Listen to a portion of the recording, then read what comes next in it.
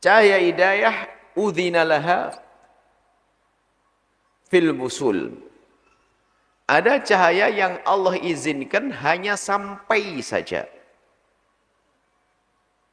Sampai itu belum masuk. Ada cahaya hidayah yang Allah izinkan kepada seseorang sampai masuk ke hati. Jadi ini bicara tentang cahaya dulu. Ini gambaran Ibn Athaillah As-Sakandari tentang cahaya. Itu cahaya itu begini. Cahaya matahari atau cahaya lampu. Seterang apapun cahaya matahari. Jadi kalau kita ingin melihat kan ada beberapa syaratnya ya. Ada rukunnya ya. Ada cahaya yang menyinari sesuatu tersebut. Ada benda yang disinari. Ada mata yang sehat. Baru bisa melihat. Matanya hebat tapi nggak ada cahaya matahari, nggak bisa ngelihat. Ada cahaya matahari, ada mata, nggak ada benda, nggak bisa ngelihat. Nah ini ada syaratnya. Gambarnya begitu. Nah, cahaya seterang apapun tidak akan berguna bagi pandangan kita kalau ternyata pandangan kita ini ada tutupnya. Biarpun katanya terang benderang, tapi penuh dengan kekotoran sehingga tidak akan bisa memandang. Sehingga yang namanya cahaya matahari itu nggak bisa masuk. Hanya sampai saja, sampai ke mata tapi nggak bisa masuk. Sehingga cahaya matahari, cahaya yang masuk ke mata, ditangkap oleh mata, sehingga karena cahaya matanya sehat menangkap cahaya bisa melihat akhirnya. Kalau matanya nggak sehat nggak bisa melihat. Ini gambaran sederhananya seperti itu. Lah urusan hati ini penuh. Ada cahaya hidayah yang Allah kirim kepada seorang hamba itu ternyata nyampe ke telinga. Dengar dia, hafal dia, bisa ceramah pakai kalimat gitu. Cahayanya nyampe ke telinganya. Tapi hanya udzina laha fil wusul, hanya diizinkan kalau nyampe tok. Nyampe telinga, nyampe ke pintu hati, tapi nggak masuk ke hati. Nah ini. Berarti di sana ada orang yang nggak ada cahaya yang nyampe kepadanya. Ini ada. Jadi ada tiga. Yang satu tidak disebutkan ini. Yang satu orang yang nggak pernah melihat cahaya hidayah.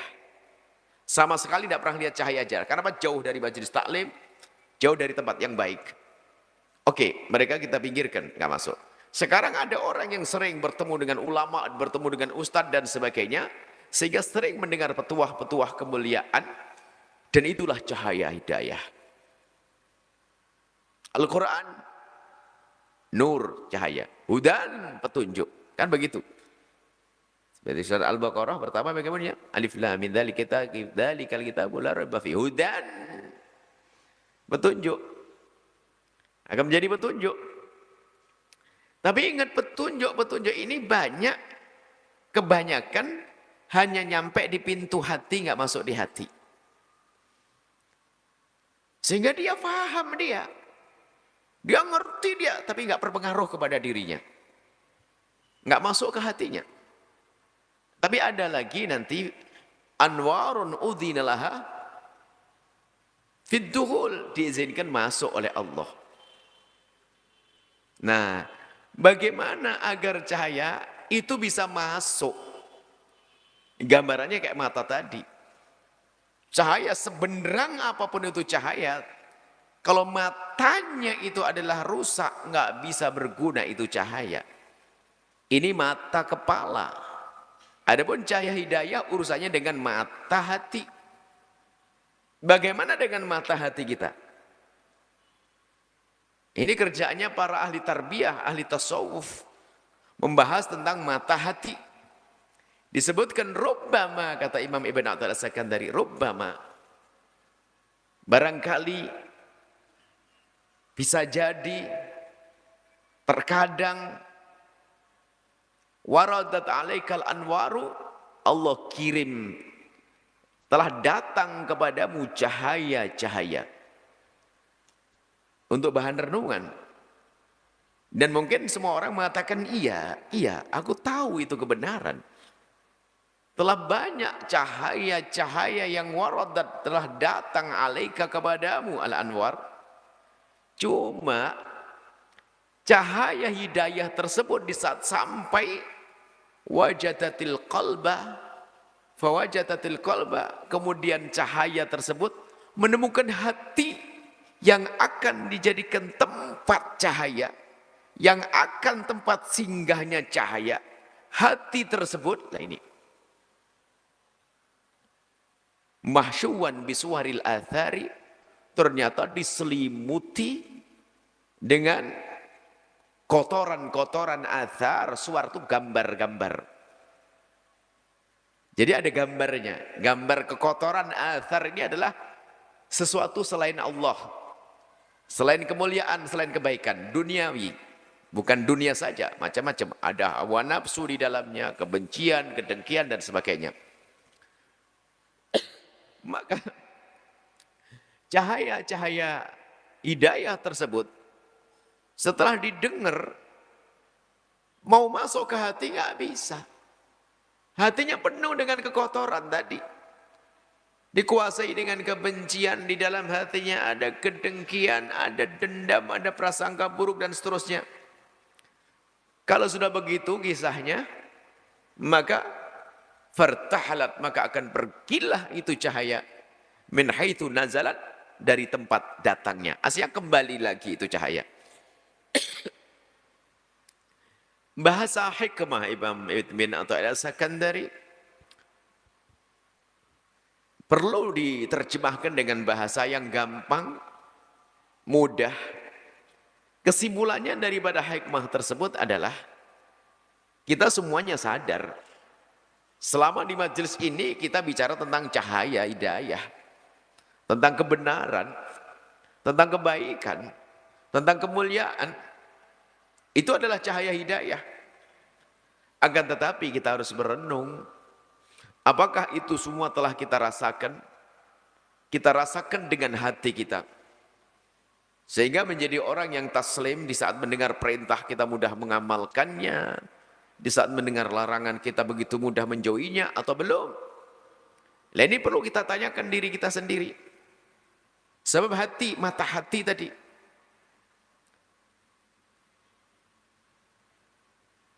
dan ada hubungannya dengan hikmah sebelumnya. Hikmah sebelumnya. Dan memang antara hikmah dengan hikmah ada keterikatan. Hati yang dikuasai oleh hawa nafsu nggak bisa melihat kebenaran. Diselimuti oleh hawa nafsu.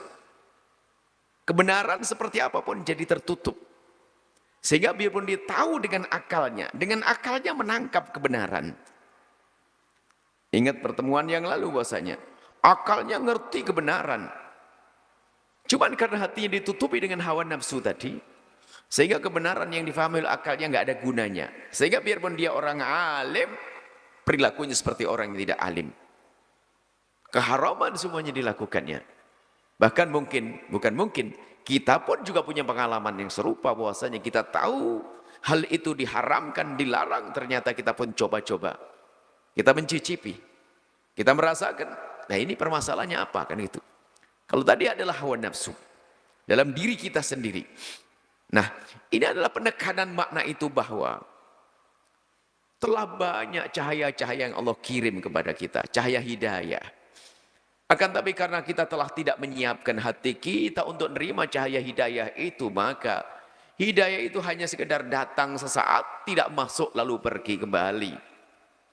Pergi kembali. Kalau Imam Haddad rahimahullah ta'ala dalam kitab Adab Sulukil Muridnya, mengingatkan dalam muqaddim, dalam permulaan bab-babnya tentang ba'ith.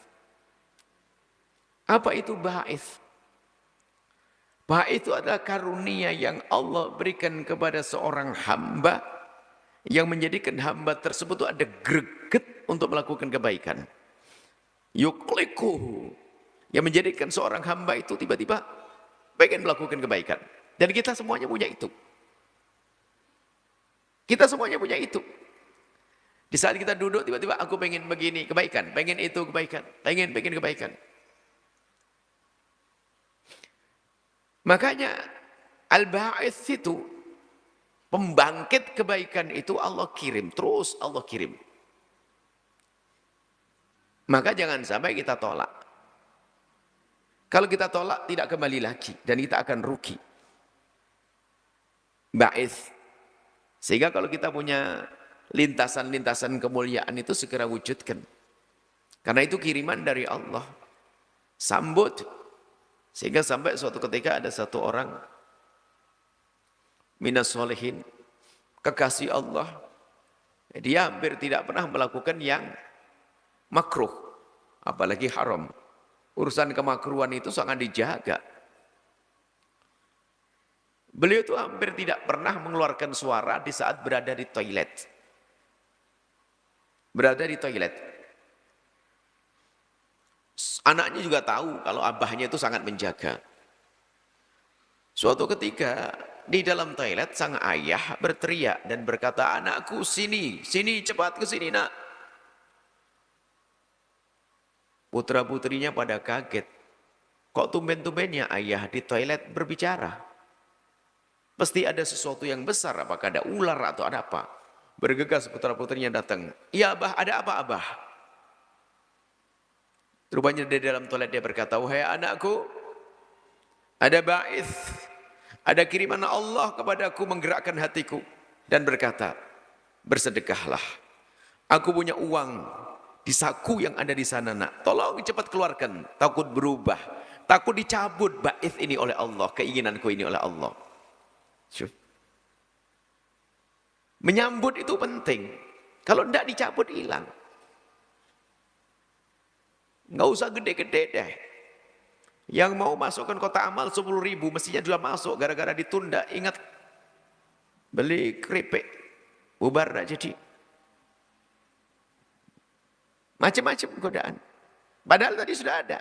Karena nggak segera disambut itu ba'its. Nah. Jadi sebetulnya ba'its Allah kirim terus setiap saat. Cahaya hidayah Allah kirim. Allah yang maha kasih itu selalu mengirim kepada hambanya hidayah, hidayah, hidayah, hidayah. Jadi permasalahan kita ini ternyata adalah bukan karena hidayah tidak ada datang kepada kita. Akan tapi ternyata kita ini belum mempersiapkan diri untuk menerima hidayah. Yaitu kekotoran hati kita. Baik. Lalu bagaimana ini? To the point saja deh, oke. Saya ingin ilmu yang saya dapat ini manfaat. Di saat mendengar larangan, saya bergegas untuk meninggalkannya. Kalau itu perintah, aku mudah untuk melakukannya. Dan aku takut kepada Allah, apa itu?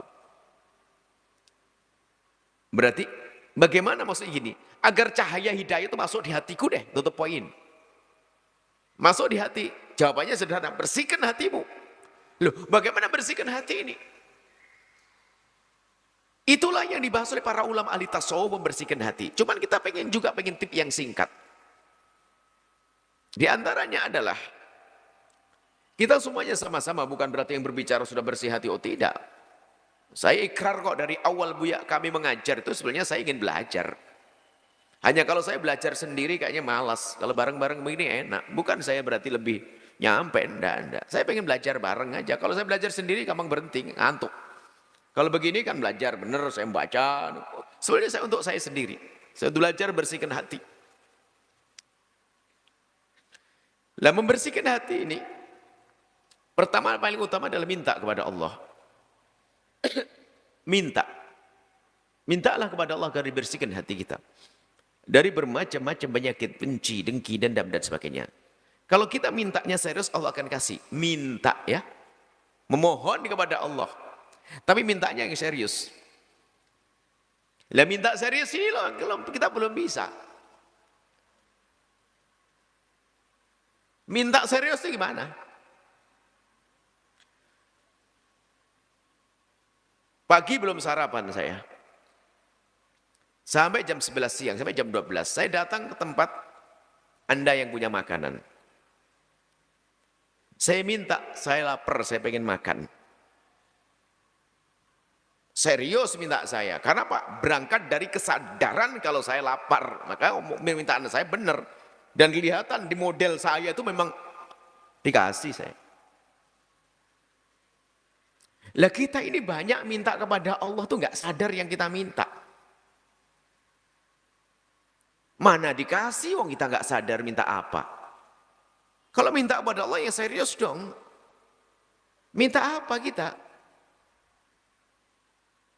Nah, kita ingin minta dibersihkan hati. Sudahlah sederhananya kayak mau berobat deh. Kalau kita mau pergi ke dokter, kan minta dibersihkan dari penyakit oleh dokter. Sederhanakan kuncinya. Jujur dong, yang sakit di mana? Ngomong dong, biar bisa diobati sama dokternya.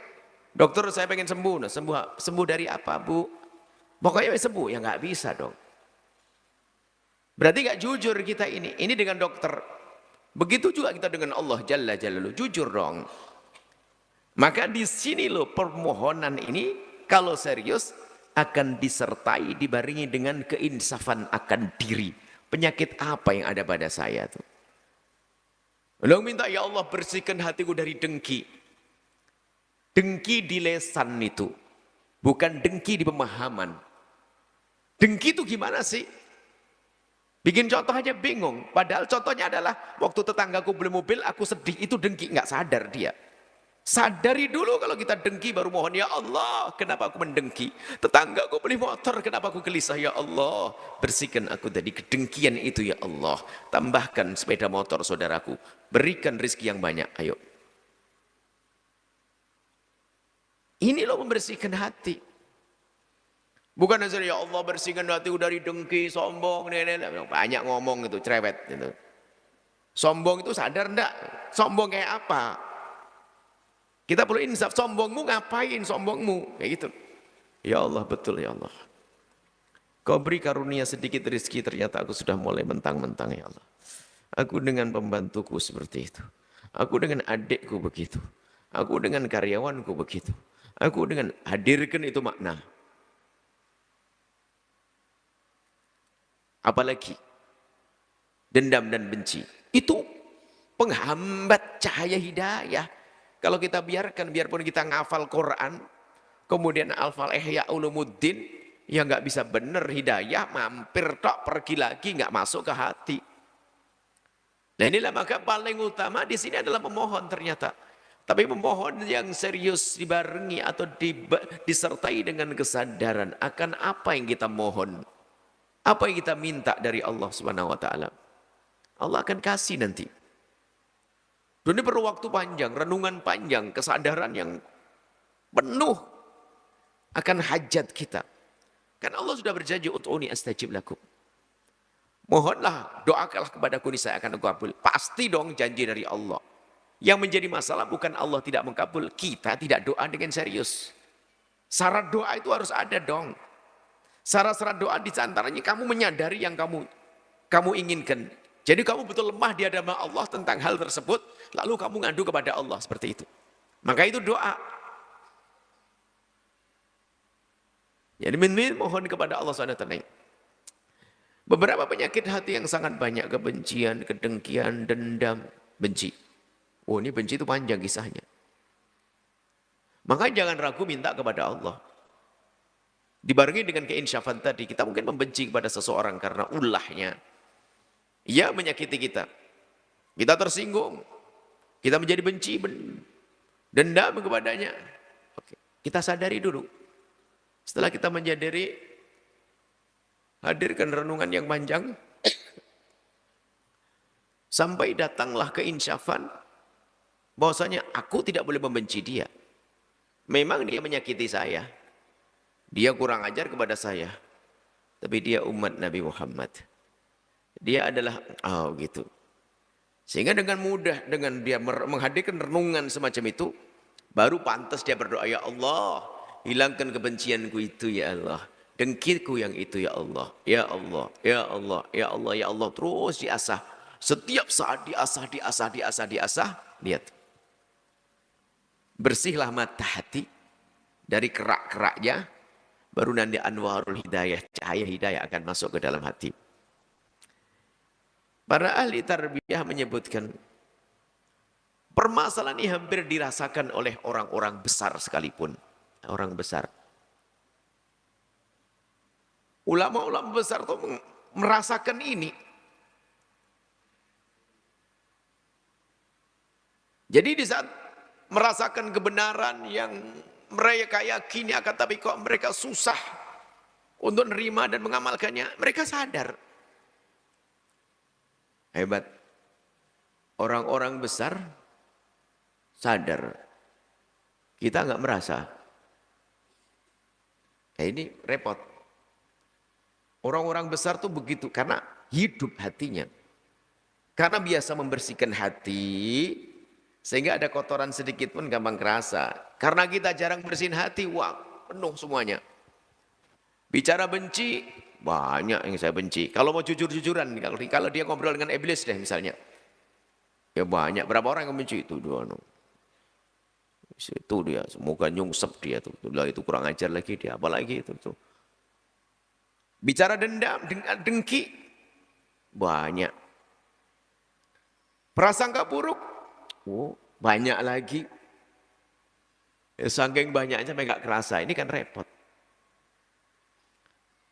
Cuman bisa jadi orang ini terus menghadiri tempat-tempat yang baik. Menghadiri tempat-tempat yang baik. Dan dia dapat pahala dengan demikian itu. Menghadiri majelis taklim seperti ini, menghadiri majelis, kita mendapatkan pahala. Cuma kita tergolong orang yang rugi.